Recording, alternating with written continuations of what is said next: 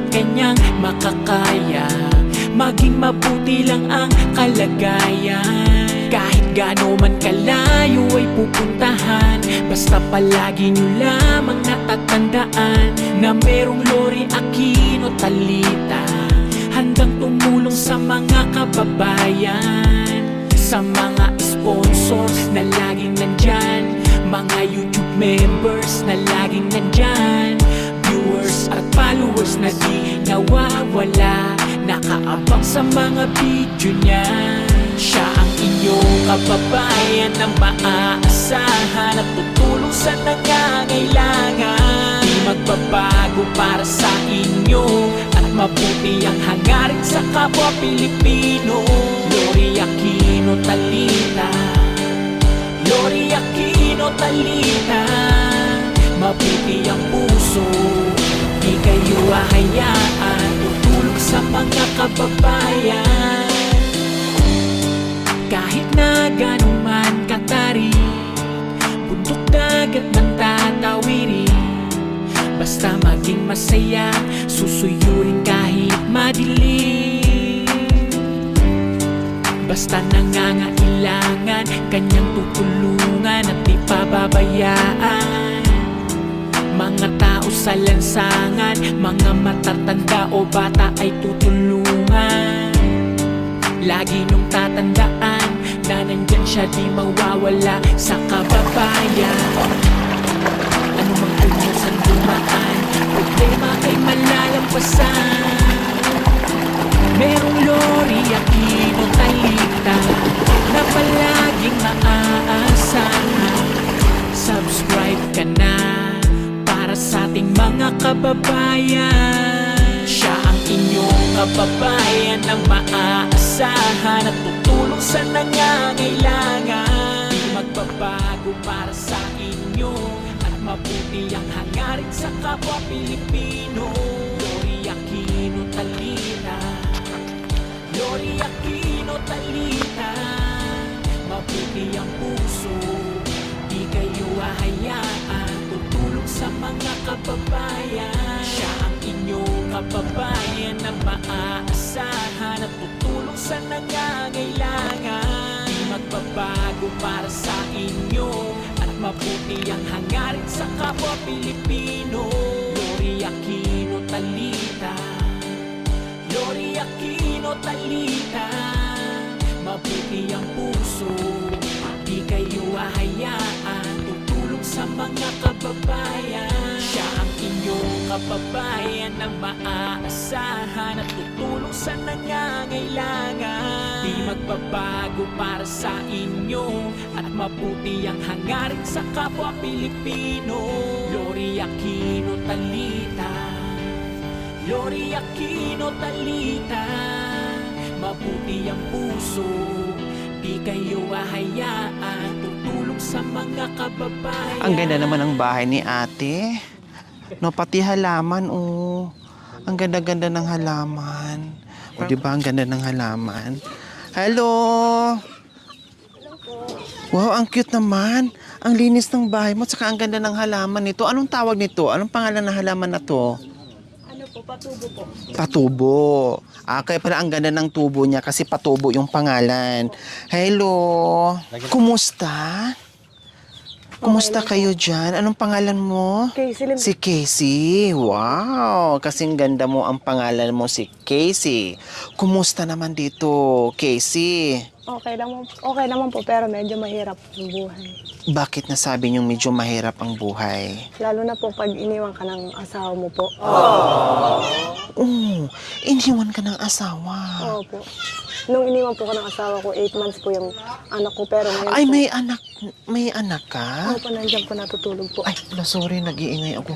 Tapos, ano nangyari, Casey? Bakit iniwan? Nag-away po kami, tapos sinuntog niya po yung ulo niya. Tapos bigla na lang po umalis. Hindi na po bumalik hanggang ngayon. Ilang buwan na? 1 taon na po yung anak ko. 8 months na binuntis mo siya, nag-away kayo, buntis ka nun. Tapos, inuntog niya yung ulo niya. Saan niya inuntog? Sa ano po, sa lata ng ano po, sardinas. Parang pinukpok niya. Tapos, umalis na lang siya, nawala siyang paalam. Opo. Ano naman ang napag-awayan niyo kung maitanong ko lang sa'yo? Yung pong ano, yung pag-ano po ng damit. Pag-aayos ng damit. Bakit anong nangyari sa damit? Sabi ko po, isampay niya po kasi katatapos ko lang po nilabahan. O tapos, Yun po, sinabi niya, pagod daw po siya. Tapos gumawa po siya ng dahilan na yun, tug na po ang ulo niya. Tapos yun po, umalis na siya. ang baba naman ng dahilan, Casey. Oo nga No? Bakit ganon-ganon na iniwan ka? Ilang taon ka na? 21 po. 21. Saan mo nakilala yung mister mo? Sa Sambales po. Bakit sa Sambales ka nung nakatira? Opo. Ang layo nito ng bahay nyo, ha? Oo. Grabe, parang wala lang hangganang ilang sapa ng tinawid ko. Nakasampung sapa o naka-20 sapa ng tinawid ko, hindi matapos-tapos. Ito nga, bumungad sa amin yung bahay, nakita namin. Kaya sabi ko, puntahan mo, akyatin mo. Kaya ito, at masama naman yung balita ko dahil ayun nga, iniwan ka ng asa mo. Kumusta naman kayong mag-iina? Sino naghanap buhay? Sino Yung tatay ko po. nagpapakain? Tatay ko po. Siya po yung naghahanap buhay. Wala ka na talagang balita dun sa asawa mo? Wala na po. Mukhang katatapos nilang kumain. Opo. Naghugas ka na ng pinggan at baso. Anong ulam nyo? Ano po? Pansit Canton po.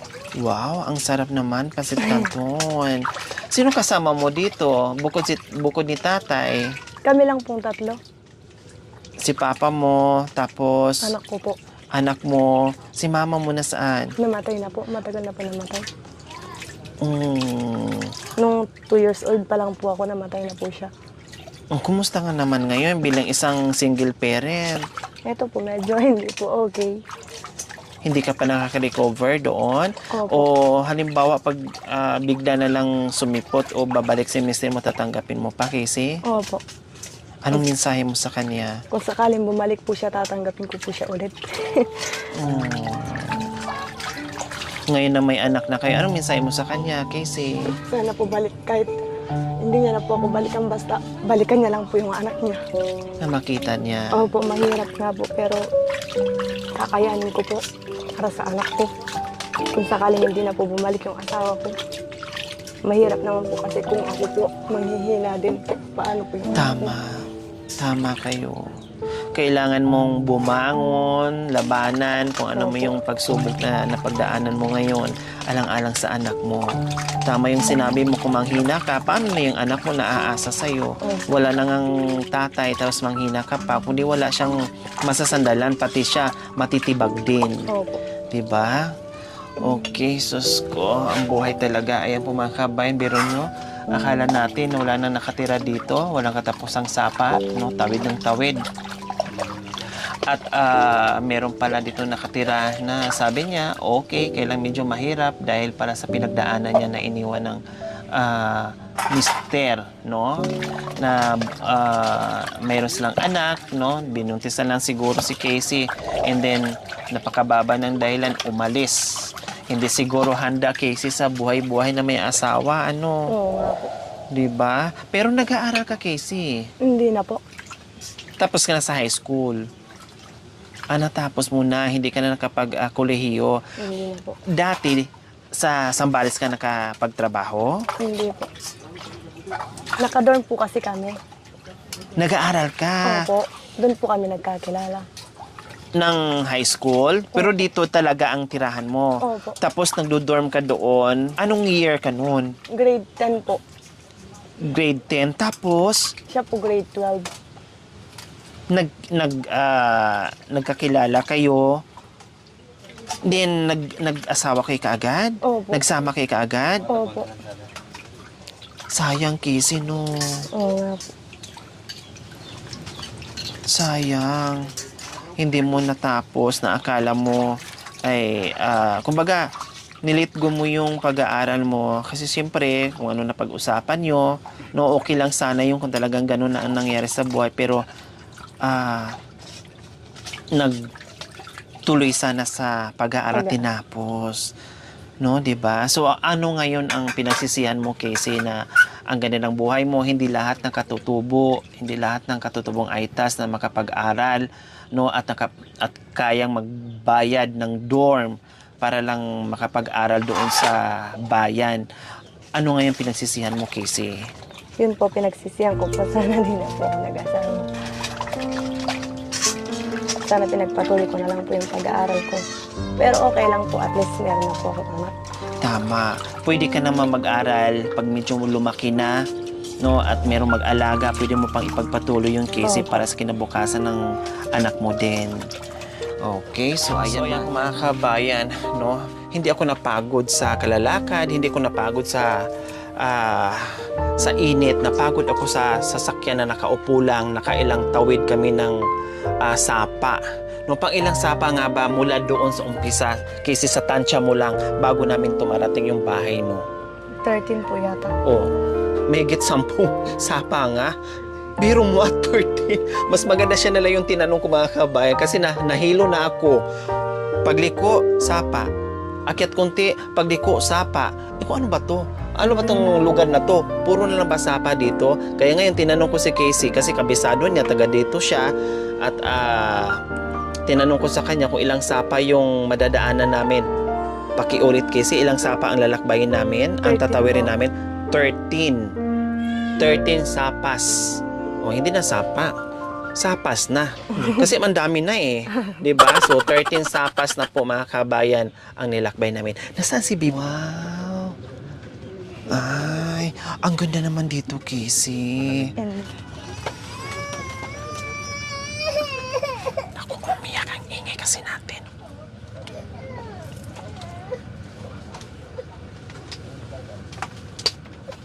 Pikpikan mo lang.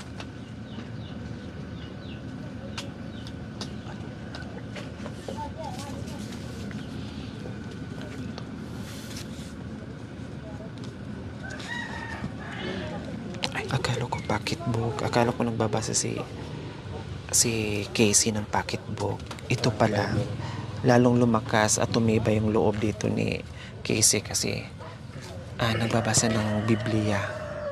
No? Nagbabasa ng Biblia. Ilang taon ka? Nabuntis ka? 20 po nung pero ngayon po 21 na po. 21 ka na. Balik-baliktad yung baby niya.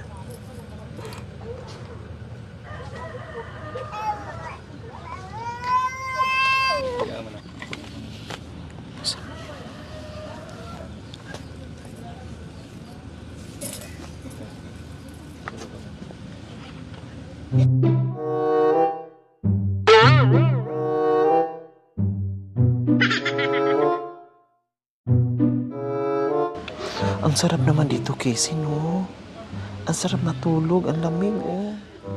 So, ayan kanina mga kabayan, naluha si Casey, no? Bungad pa lang natin, no? Kaya hindi ko makuhang magpatawa kanina kasi kumbaga lumuha na kaagad, no? Nangingilid na yung luha niya dahil sa pinagdadaanan niya. Pero ganun talaga kasi ang buhay, no? Pagsubok. Hindi nagtatapos ang buhay dyan, kundi pagsubok yan. Basta go lang, ipagpatuloy. At pag mayroong pagkakataon na makapag-aral, ipagpatuloy mo yung pag-aaral mo. Opo. Lalong-lalo na dyan para sa anak mo na wala ng tatay. Okay, so kumusta pala ang darating na Pasko dito, Casey? Masaya naman po siguro. Dito sa malayong kabihas na natirahan, ano madalas ang handa dito pagsapit ng Pasko at Bagong Taon? Mga kalamay po. Tapos mga tinapay po. Yun lang po. Yun ang madalas na handa dito. Opo. Kasama ang pamilya. Oh, masaya naman. Opo. Maitanong ko lang kasi ang layo nito, siyempre magdo-dorm kayo, no? Kasi mayroong school dito, grade school lang, 'di ba? Walang high school. So, kumusta naman ang pag-aaral mo? Natutuwa ako ha kasi hindi lahat ng katulad mo na mga katutubo na mayroong kakayahan na pumunta sa malaking bayan para mag-aral sila at nagdo-dorm lang. 'Di ba? Medyo magastos 'yun. Anong hanap buhay ng mga magulang mo? Namumuso lang po yung tatay ko. Ano pa? Bukod doon sa namumuso, Nangangarban po. ano yung nangangarbon? Nag-aano po ng uling po. Ay, I see. Uling, nag-uuling. Nag-uuling po. Ilan kayo magkakapatid? 3 lang po. 3. Bunso ka, panganay? Bunso po. Bunso. So ano sana ang pangarap mo, Casey? Pangarap ko po sana maging teacher po. Sabi ko na nga, sabihin sana kasi unlock niya para gusto maging teacher. Ayun nga sinabi niya, gusto mo sana maging teacher. Yun din ang pangarap ni Papa mo. Opo. Na kahit papaano gaano kahirap yung buhay dito, talagang sinusuportahan ka doon sa pag-aaral mo. Anong sabi ni Papa mo at ni Mama mo na pinaaral ka and then nabalitaan nila na nabuntis ka, nahinto ka sa pag-aaral, hindi ka natuloy sa pag-aaral? Anong sabi nila, lalong-lalo na sa Papa mo? Nagalit po. Anong sabi niya sa'yo? Kasi nasayang po lahat daw ng pagod niya. Anong sinabi mo sa kanya? Sabi ko po, patawarin niyo po ko tatay kung hindi ko pinatupad yung mga pangarap niya sa akin. Ano po? Nangako kay sa kanya na balang araw gusto mong makapagtapos sa pag-aaral. Opo. Tapos, nung nalaman niya na nabuntis ka, syempre, normal lang bilang magulang na maridismaya, may kunting galit, Opo. no? Dahil sa paghihirap nila dito sa kabundukan para mabigyan ka lang ng magandang kinabukasan. So, yung nag-usap kayo, napatawad ka na ba din kaagad? Opo. O ngayon, may plano pa siyang pabalikin kayo sa pag-aaral? Wala na po. Wala na. Pero ikaw, mismo sa sarili mo, gusto mo pang mag-aral? Opo. Kung meron po pagkakataon. Anong mensahe mo doon sa mister mo? Sana po bumalik na po siya. Kasi 4 na buwan niya na po kami iniwan eh. Sana bumalik na lang po siya para sa anak namin. Kawawa naman si baby boy.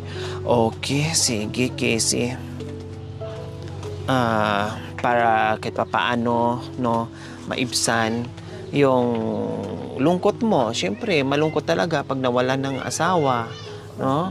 Paano yung buhay-buhay at darating pa yung Pasko at bagong taon. Siyempre, maalala lahat ng magagandang samahan.